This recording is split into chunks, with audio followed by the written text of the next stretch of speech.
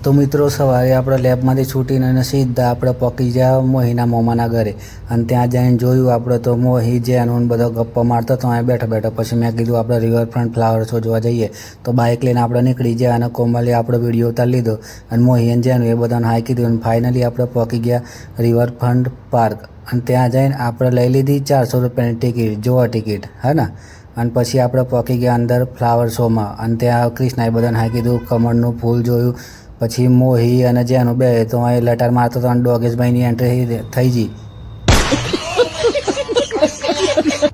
પછી જીરાફ કે અંકિતભાઈ મારો તો વિડીયો ઉતારવાનો જીરાફ તો રીહાઈ ગયું આપણાથી જોવા તો ખરા ઓમ ફરીને ઉભર્યું એક બાજુ